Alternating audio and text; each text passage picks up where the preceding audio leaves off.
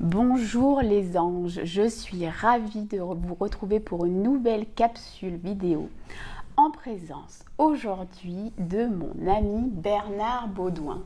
Merci Bernard de m'accorder cette interview. Donc pour ceux qui ne le connaissent pas encore, Bernard est thérapeute, mais c'est aussi l'auteur d'un peu plus de 135 livres. Dont les derniers sont avec moi, donc je vais en profiter pour vous en présenter quelques-uns. Donc son tout dernier, si je ne m'abuse, est Le Silence de Bernard Baudouin, voilà celui-ci, où justement on peut en profiter. Qu'est-ce qui est évoqué dans ce livre? D'abord, bonjour à tout le monde, et puis merci de m'accueillir dans cette interview. Le silence, c'est quelque chose qui est fondamental parce qu'en fait, le silence, il est dans notre vie en permanence. Et derrière chaque mot, avant chaque mot, dans toutes les situations, il y a toujours ces espaces qui sont des espaces de silence. Et dans les relations qu'on a avec les gens, c'est aussi le silence. Alors il y a les bons silences, il y a les mauvais silences. Donc j'ai exploré un petit peu tout ça pour expliquer aux gens que revenir en soi et quand c'est possible de faire silence, de s'autoriser au silence, ça ramène au cœur de soi-même et à ce qu'on est véritablement. Et ça permet de prendre un recul par rapport à plein de choses du monde moderne qui va un peu vite, quoi. D'accord. Donc vous pouvez retrouver ce dernier livre. Où on peut le trouver justement? Partout. Fnac, Internet, enfin. D'accord. Voilà, et donc les deux livres précédents sont sur le voyage de l'âme. Donc on a le voyage de l'âme, en premier c'était Entre deux vies, et donc la suite, le voyage de l'âme dans une nouvelle incarnation. Voilà. Et là, rapidement, qu'est-ce qu'on évoque dans ces deux livres? L'idée, c'était d'expliquer un petit peu aux gens ce qu'on est véritablement et comment on fonctionne réellement. Bon, moi, j'ai écrit un certain nombre d'ouvrages sur la vie humaine, sur la fin de vie, puis ce qui se passe éventuellement après. Et j'avais écrit un livre sur les NDE aussi à un moment donné, sur les dialogues aussi entre plusieurs dimensions. Et puis là, l'idée, c'était dans le premier d'expliquer un peu ce qui se passe une fois qu'effectivement qu'on est libéré du corps physique, ce qui se passe dans cet intervalle, effectivement, où notre énergie continue à exister, l'âme existe toujours. Et puis, qu'est-ce qui se passe, dans quel univers on est, quelles sont les rencontres qu'on peut faire, les enseignements qu'on peut recevoir. Et puis c'est un livre qui avait très bien fonctionné. Et puis mais je voulais pas laisser les gens simplement en rester là. Et l'idée sur le suivant, le voyage de l'âme dans une nouvelle incarnation, c'était expliquer, une fois qu'on était passé dans cette parenthèse invisible en fait, hein, dans l'univers spirituel, c'était d'expliquer qu'est-ce qui se passe quand on revient, quand il est temps, quand il est décidé, et quand on décide aussi, puisqu'on participe à cette décision-là, de revenir dans une incarnation humaine, puisqu'il y a d'autres possibilités, mais là, dans une incarnation humaine, et puis comment ça se passe, comment ça se prépare, et puis quel est le chemin qu'entreprend l'âme à ce moment-là. Je parle beaucoup aussi de ce qu'on appelle le mandat d'incarnation, c'est-à-dire des choix qui sont faits sur les grandes orientations de la vie à venir qu'on va essayer de mener à bien et d'accomplir toujours dans une quête de constante évolution spirituelle, quoi. Merci déjà pour tout ce riche contenu. Moi, je suis vraiment, donc pour vous en dire un petit peu plus, ravie de faire cette interview parce que Bernard a été sur mon chemin d'éveil et pour moi, je pense que je pourrais le définir, si on devait mettre des mots, comme un guide spirituel. Donc, il a l'art en fait de présenter la spiritualité avec simplicité. Et d'ailleurs, ces premiers mots que j'ai entendus ont été « on en fait quelque chose de compliqué, mais c'est si simple ». Et du coup, est-ce que vous pourriez réexpliquer cette spiritualité et pourquoi vous justement vous exprimez qu'en fait, c'est simple, il n'y a rien de compliqué? En fait, c'est très simple parce qu'en fait, l'univers dans lequel on est, c'est un univers d'énergie, c'est de l'énergie. Tout ce qui nous entoure, ça n'est que de l'énergie, avec des formulations qui sont différentes. Et en réalité, tout ce qui fait notre vie de tous les jours, ce sont que des choses que l'on laisse entrer dans notre vie, que l'on met en place, que l'on génère. Et en fait, ça veut dire quoi? Ça veut dire qu'on a véritablement un réel pouvoir sur tout ça.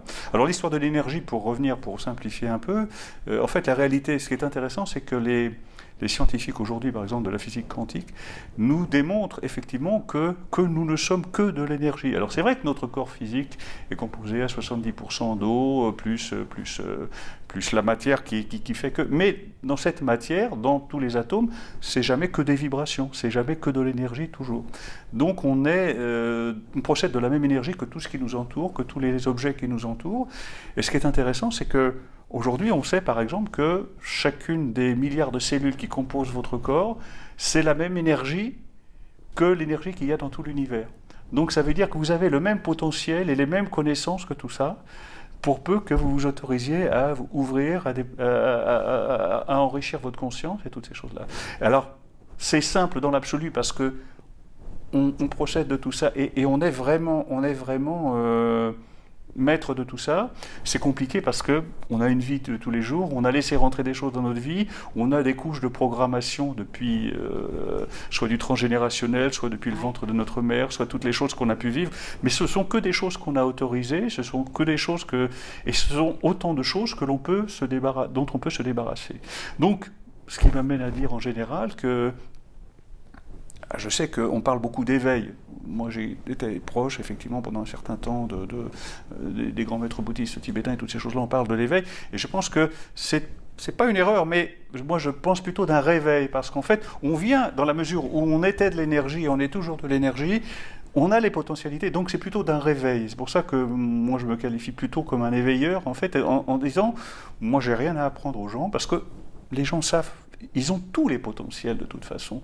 Ils ne savent pas, et donc simplement, moi ce que j'essaie de faire à mon modeste niveau, c'est d'expliquer aux gens comment ils fonctionnent, en leur disant, vous avez toutes les possibilités, c'est compliqué parce que vous avez vécu un certain nombre de choses qui sont venues vous compliquer la vie avec plein de programmations, et en fait je passe mon temps à enlever ces programmations-là pour que les gens amènent leur propre programmation positive par rapport, et qu'ils accomplissent en fait ce qu'ils sont venus faire. Et c'est pour ça que, par exemple, quand moi j'emmène des gens en stage sur le mandat d'incarnation, reconnexion avec le mandat d'incarnation, c'est ça, c'est les amener à répondre à la question, qu'est-ce que vous êtes venu faire et qu'est-ce que vous en faites?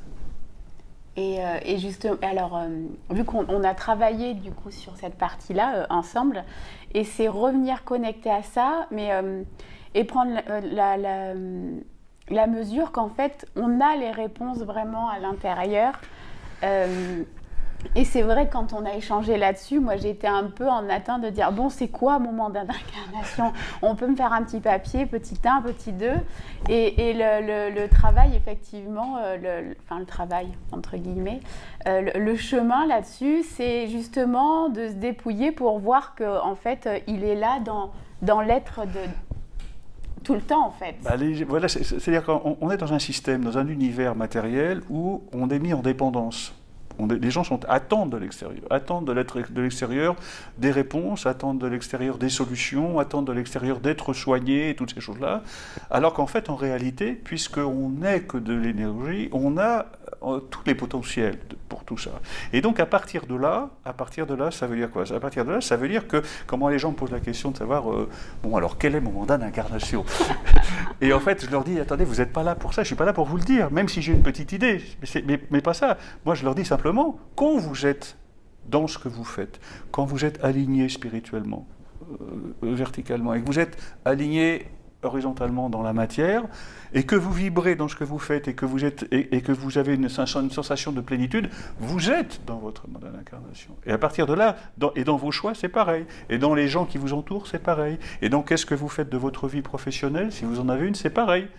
Est-ce que, et je le dis d'ailleurs dans le second ouvrage sur le voyage de l'âme dans une nouvelle incarnation, je dis, chaque jour, il faut, à la fin de la journée, se poser la question, est-ce que, dans ce qu'on a fait, dans ce qu'on a dit, dans les rapports qu'on a eus, dans les choses... Est-ce que c'était des choses qui nous ont équilibrés? Est-ce que ça nous a nourris spirituellement? Est-ce que ça a nourri notre âme et toutes ces choses-là? Parce que la difficulté aussi, c'est un peu ça, c'est qu'on est composé de plein de choses différentes, et puis on a d'une part tout ce qui est de l'ordre du matériel, c'est-à-dire notre corps, et puis aussi notre cerveau, nos pensées, notre réflexion et toutes ces choses. Mais ça, tout ça, c'est souvent ce qui donne l'élan à notre vie de tous les jours. Mais ça, ce ne sont que des outils pour l'âme. Parce qu'en fait, il y a d'une part votre âme, qui est la chose qui va perdurer au fil de vos existences, et puis il y a les outils de l'âme. Et en fait, quand vous regardez bien, votre manière de parler, votre manière de vous exprimer, votre manière de rencontrer des gens, ou de faire des choses avec les gens, ou de faire des choses par rapport dans l'univers, en fait, c'est l'expression, c'est des moyens d'expression de ce que vous êtes véritablement. Et ce que vous êtes véritablement, c'est pas ce que vous dites, c'est pas ce que vous pensez, c'est pas ce que vous faites, c'est ce que vous êtes. C'est pour ça que je dis toujours aux gens, ce qui est important, et d'ailleurs on nous le dit quand on a des communications avec d'autres dimensions, on nous dit, ce qui est important, c'est pas ce que vous faites, c'est ce que vous êtes. Si vous vibrez, si vous êtes connecté, si vous êtes en état de plénitude, il n'y a pas à se poser de questions. Et c'était voilà. C'était c'est une belle suite parce que j'allais dire, justement avant que vous évoquiez ça, qu'une des phrases qui me guide et qui me suit souvent, c'était de vous que je l'avais entendu, c'était justement, vous m'aviez dit, mais arrêtez, il ne faut pas faire, mais il faut être. Et du coup, et ça c'est quelque chose auquel je me reconnecte assez souvent. Et que je partage, qui m'arrive de partager, de ne pas faire, mais d'être. Et effectivement, quand on est, les choses se font. Et puis il y a une chose qui est fondamentale, c'est que être, ça veut dire quoi? Ça veut dire déjà se débarrasser de tout ce qui est choses qui ne nous appartiennent pas.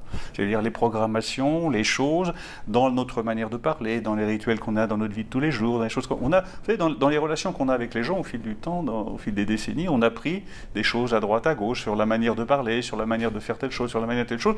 Et ce n'est pas des choses qui sont véritablement à nous. Et donc c'est intéressant de s'interroger sur... Est-ce que ça m'appartient vraiment? Est-ce que ça m'équilibre vraiment? Est-ce que c'est vraiment à moi? Ou est-ce que c'est un truc que j'ai bien aimé chez quelqu'un à un moment donné, que je l'ai pris et toutes ces choses? Donc, et ça, c'est le travail sur... c'est le lâcher-prise, hein, dont on parle souvent, qui est de dire, débarrassons-nous de toutes les choses qui sont d'hier. Et c'est pareil, c'est le rapport avec le temps aussi, le rapport avec le passé. Je veux dire, le passé, on se laisse tellement envahir par le passé, qu'il faut à un moment donné lâcher prise. C'est pour ça que moi je dis aux gens, partez du principe que tout ce que vous avez fait jusqu'à maintenant, aujourd'hui et telle heure, c'est bien, c'était de la formation. Les choses importantes, elles commencent maintenant. Donc c'est le ici maintenant du zen, quoi. Je veux dire, c'est aujourd'hui. Le passé, c'est fini. De toute façon, ça ne sert à rien de vous y accrocher, toutes ces choses-là. Tout ce qui est de la rancœur, des choses négatives, des pensées négatives, tout ça, c'est que de l'énergie dépensée. C'est que de l'énergie que vous dépensez. Et demain, vous ne savez pas si vous serez là demain, physiquement. Donc c'est bien aujourd'hui que ça se passe. Je ne sais pas combien de fois vous m'avez répété, de toute manière, demain vous ne serez peut-être pas là. Alors des fois je me suis demandé, vous serez là, mais différemment. Vous serez là, mais différemment. Je me suis demandé, est-ce que c'est un message? Mais non, je suis bien là et je pense du coup maintenant avoir une idée de mon mandat d'incarnation et me dire que je serai là demain. Vous avez rapidement du coup évoqué là, quand vous avez des communications, justement de l'information, est-ce que vous pouvez en dire 2-3 mots justement de ces communications si vous voulez, à partir du moment où on élève ses fréquences vibratoires et à partir du moment où on accède à des états de conscience modifiés, effectivement, on prend de la distance par rapport à la matière, si vous voulez.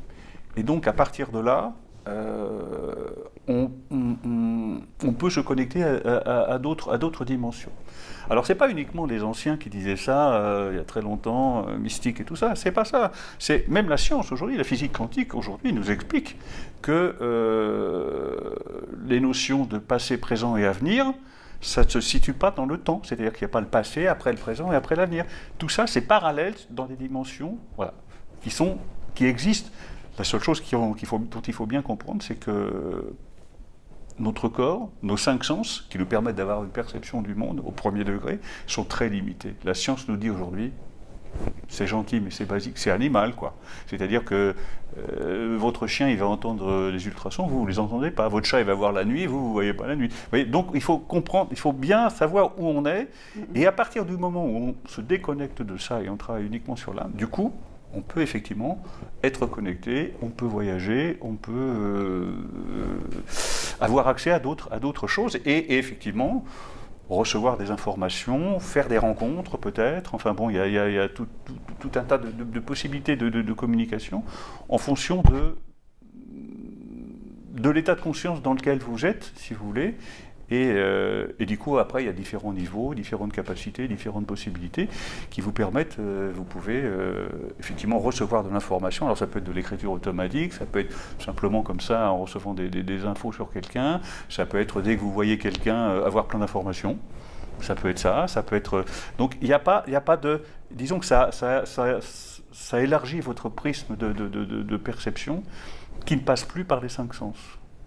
Ça ouvre un champ des possibles beaucoup plus. Il n'y a pas de limite, puisque vous êtes. Ben oui, c'est-à-dire que vous êtes, c'est ce qu'on appelle être connecté. Quand on dit aux gens, soyez alignés, mais soyez connectés. Connectés avec quoi? Il ne s'agit pas de mettre les doigts dans la prise, c'est pas ça. Mais c'est simplement de revenir au stade énergétique basique dans lequel vous êtes, si vous voulez.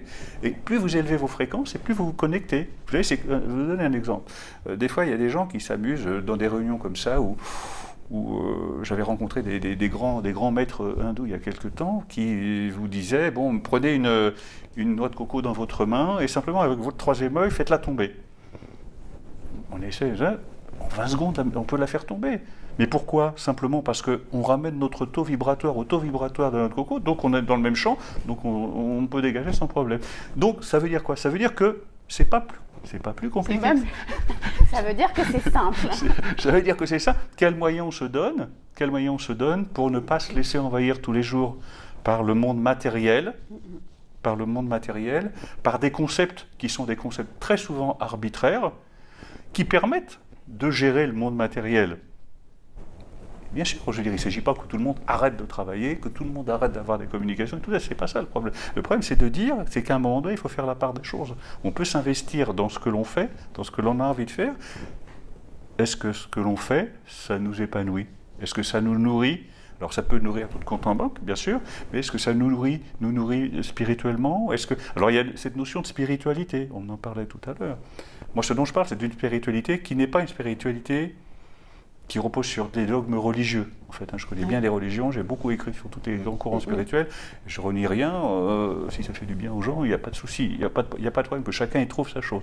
Moi, ce dont je parle, c'est effectivement quelque chose qui est plus au niveau énergétique, au niveau universel, au niveau cosmique, si vous voulez, où du coup, ça nous ramène au fait qu'on est de la même énergie que n'importe quel objet qui nous entoure. Je veux dire, bon, votre bijou ou votre chemise, c'est de l'énergie avec une formulation simplement différente. Et si on comprend ça, ça ne nous amène pas à prendre du recul et à nous assécher, à nous devenir un yogi sur une montagne jusqu'à la fin de nos jours, encore que c'est possible, mais c'est simplement de prendre du recul et du coup, tout ce qui peut nous arriver dans la vie de tous les jours, ça peut arriver, on peut avoir des problèmes, des galères, des choses tragiques et toutes ces choses-là. Ça permet d'avoir un recul et un regard dessus qui fait que, moi je considère personnellement qu'il n'y a pas de choses négatives. Tout ce qui nous arrive, ce sont des enseignements. C'est négatif quand on ne tire pas un enseignement. Quand vous ne tirez pas un enseignement de quelque chose, effectivement, voilà. Alors vous pouvez aussi considérer que toute votre vie, vous avez eu quelque chose de tragique et toute votre vie, ça va être un poids qui va vous imposer. Pourquoi pas? Je peux le comprendre très bien. J'ai vécu moi-même des choses tragiques, tout ça. Après, quel regard on a sur ça? Il faut bien comprendre que si effectivement on adhère aux thèses sur effectivement l'âme, le transfert d'énergie, la transmigration et toutes ces choses-là,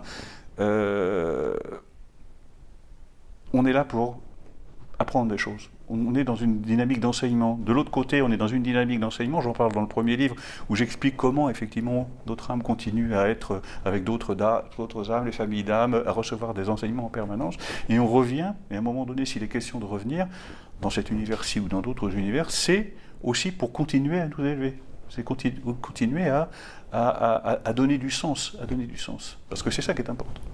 Et ça me fait penser à souvent, lors de nos échanges, où vous pouviez me dire « Mais enfin, Julie, ce n'est que de l'expérimentation. » Donc bon, c'est effectivement, quand après, on a ce regard de se dire, effectivement, c'est que de l'apprentissage et de sortir de cette dualité, c'est bien ou c'est mal, de le mettre dans une catégorie et que c'est... Justement, j'en parle dans l'ouvrage. Je dis effectivement, il faut sortir de cette dualité pour revenir vers l'un, vers l'unité. L'unité, c'est effectivement l'unité originelle de l'énergie. Et l'histoire de dire effectivement, il y a des choses à faire, qu'est-ce que je fais, toutes ces choses-là.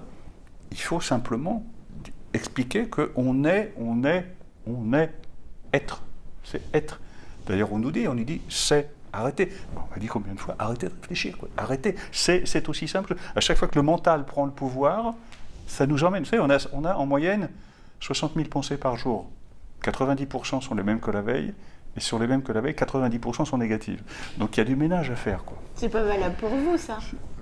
Je fais des efforts. J'y travaille. J'y travaille. Du coup, pour conclure, je pose toujours la dernière question, voilà, qui, avec un champ des possibles très vaste, c'est de dire pour vous, c'est quoi l'amour dans cette incarnation, ou ailleurs d'ailleurs. L'amour, c'est ce qui fédère toutes les choses qui existent. C'est-à-dire que quand vous regardez, en fait, c'est la chose la plus forte. C'est la chose la plus forte et c'est la chose qui transcende toutes les relations qu'on peut avoir, aussi bien avec les individus qu'avec les éléments, qu'avec les animaux, qu'avec n'importe quoi. C'est le don absolu, c'est la gratuité totale. Hein, et donc, du coup, c'est s'ouvrir, c'est ouvrir, c'est s'ouvrir, c'est accepter ce que l'on est, accepter ce qu'est l'autre, sa différence, ses différences, son chemin de vie qui est différent du nôtre, mais c'est aussi savoir qu'il n'y a pas de rencontre par hasard et que chaque être que l'on rencontre, chaque chose que l'on rencontre a un rôle à jouer dans notre trajectoire. Insuffle une dynamique, apporte son énergie, dans la mesure où tout ça c'est que de l'énergie, ça vient enrichir notre énergie et ça vient du coup enrichir notre trajectoire si on en prend conscience. Tout ça c'est une histoire de conscience et effectivement il faut se débarrasser comme je disais, de tout ce qui ne nous appartient pas et quand on a le plaisir et de rencontrer, quand on sait que les rencontres, il n'y a aucune rencontre par hasard, il faut vivre ça et c'est ce qu'on appelle l'amour inconditionnel. Je veux dire, maintenant, attendez, quand je dis, moi je dis, à partir du moment où on est la même énergie, je suis obligé d'aimer tout le monde. Voilà. Maintenant, bon, il y a des niveaux, hein, on est bien d'accord, on est bien d'accord, mais on ne peut. L'inconditionnel, c'est ça, c'est donner, c'est accepter, et accepter que chaque chose qui nous entoure a son rôle à jouer. C'est-à-dire que quelque part, ça nourrit quelque chose. Même les meubles que vous avez dans votre appartement, ils ont un rôle à jouer parce qu'ils prennent une place, ils jouent un rôle et toutes ces choses-là. Donc du coup, c'est ça. Alors il ne s'agit pas d'être en dévotion devant votre canapé non plus. Hein. C'est pas ça. Mais quelque part, mais dans l'absolu, tout ce qui vous entoure étant la même énergie que vous et des formulations différentes, il y a forcément un lien subtil très fort avec les choses. C'est pour ça que les gens sont attachés à des objets quelquefois, à des choses comme ça, ou à des choses qui viennent de générations précédentes, et des fois qui sont très négatives, hein, je veux dire. Mais donc du coup, c'est pour ça que c'est simple. Voilà, c'est pour ça que c'est simple. Du coup, je vais quand même poser une dernière question. Est-ce qu'il y a un prochain livre en cours ? Oui, il y a des prochains livres. Il y a un livre qui va sortir bientôt sur les savoirs des anciens à l'usage du monde moderne. C'est-à-dire que c'est un ouvrage que j'ai souhaité écrire sur ce que les civilisations passées nous ont légué en termes de bien-être, de mieux-être, de choses qui nous simplifient la vie et toutes ces choses-là. Donc je suis allé chercher chez les Aztèques, chez les Égyptiens, chez les Grecs, chez les Romains et toutes ces choses-là, des choses qui sont des choses de tous les jours, en fait, et qui nous aident dans la vie de tous les jours à aller mieux, à aller bien. Il y a ça, il y a un livre sur les arbres sacrés qui va sortir bientôt aussi. Et puis je suis en train de travailler sur un ouvrage qui va être dans la lignée du livre sur le silence, qui va s'intituler très probablement Connexion. Et sur effectivement le fait que ce qui simplifie tout, puisque c'est simple, c'est d'être connecté, quoi. Bon, on voit bien que le temps, pour vous, déjà 3 livres, 135 et déjà 3 livres qui arrivent. Bon, mais le temps, voilà. attendez, si je peux me permettre, le Oui. temps, c'est un concept. C'est un concept, je veux dire, il faut arrêter, quoi. Le temps et l'espace, c'est des vieux concepts, ça. Il faut arrêter avec ça. C'est comme la mort. Arrêtons. Je savais qu'il allait dire ça, donc je suis contente d'avoir parlé de ce sujet. Le temps est un concept. Bon, j'avoue que c'est pas toujours... Voilà. Moi, c'est quelque chose que je verbalise assez souvent. Ça suscite quand même des réflexions. Oui, bien sûr. Il n'empêche que la définition qu'on a du temps en heures, minutes, secondes, c'est n'importe quoi, quoi. Je veux dire, bon, c'est pratique. D'accord. Dans notre univers, c'est pratique. Mais quand vous êtes en méditation ou quand vous êtes dans des états de conscience modifiés, le temps, et à partir du moment où vous pouvez voyager dans plusieurs dimensions, l'espace c'est pareil. Vous voyez, je veux dire, donc vous êtes de toute façon que l'énergie et vous êtes multidimensionnel. Donc, il n'y a pas de souci, quoi. Il n'y a pas de souci. Donc, écoutez, je vous remercie c'est moi. Voilà, du fond du cœur pour cette interview passionnante. Je savais que ce serait riche, plein d'enseignements, plein de contenu. Où est-ce que, alors je mettrai les liens, mais où est-ce qu'on peut vous retrouver prochainement soit sur votre site, soit... Écoutez, moi, il y a Facebook, mais il y a mes sites perso, il y a bernardbaudouin.com, il y a sentierdeveil.com, où il y a tous les stages et toutes ces choses-là, les consultations. Et puis voilà. Et puis on peut vous retrouver ici, ailleurs. Vous faites Bernard Baudouin, je ne sais pas, et puis voilà, il n'y a pas de souci, j'arrive. Merci beaucoup. Merci à vous. Et je vous dis à bientôt pour une prochaine capsule et je vous invite à liker, partager, vous abonner à la chaîne. À très bientôt, merci.